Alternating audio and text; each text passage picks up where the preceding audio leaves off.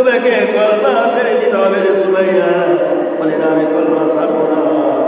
যদি তুমি কলমা না ছাড়ো তোমাকে কঠিন শাস্তির ব্যবস্থা করা হবে। এমন শাস্তি দিবা যাতে কোনো নারী আর কোনোদিন ইসলাম কবুল করার সাহস না পায়, কোনো নারী যদি ইসলাম কবুল না করতে পারে সেই কাজ আমি করবো। সুমাইয়া বলল, জীবন দেব তবু কলমা ছাড়তে রাজি নয়। করে বলেন সুবহানাল্লাহ।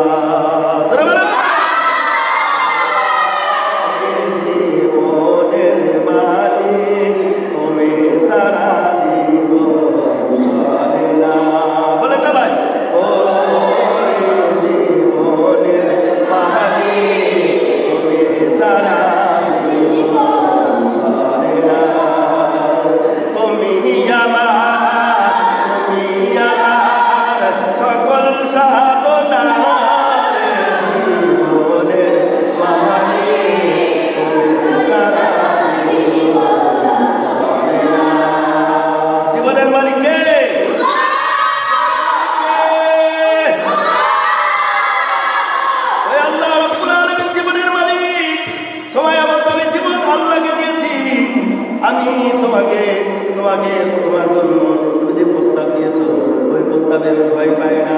আমি শাহাদাতের তামান্না পান করার জন্য প্রস্তুত। তুমি যা বলবে তাই বলো। ধরে বলেন সুবহানাল্লাহ। খারাপ হয়ে গেল। আবু জাহেল জোর করে ঘরের ভিতরে ঢুকে পড়লেন। সুমাইয়াকে চুলের মুঠি টিপে ধরেছে, চুলের মুঠি টিপে ধরে টান দেয়। সুমাইয়া ব্যথা পায়, কষ্ট পায়। সুমাইয়া বলে, মক্কা নেতা আবু জাহেল, তুমি আমি এইভাবে টান দিও না, আমি সহ্য করতে পারি না। আমি এই মক্কার ভিতরে তোমরা ধরি মানুষ, তোমরা কি বলো করবা বিরানি বলো করে তুমি খাও, কিন্তু আজকে আমরা কিছুই খেতে পারি না।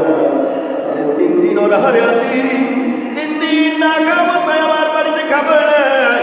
আল্লাহর কোরআনের সঙ্গে আমি প্রেম করেছি, আল্লাহর কোরআন পড়ি আর আমার খোদা তো যন্ত্রণা মেটায়। চলে বলেন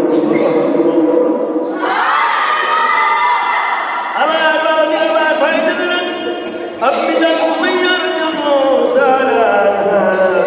এবার তো তিনি বলে বললেন, আমরা খোদা তো যন্ত্রণা মেটাই, কোরআন কি দিবি নাই, কি দিবে নাই যন্ত্রণা, খোদা তো যন্ত্রণা কি দিবে নাই। জয় বলেন কি দিবে নাই।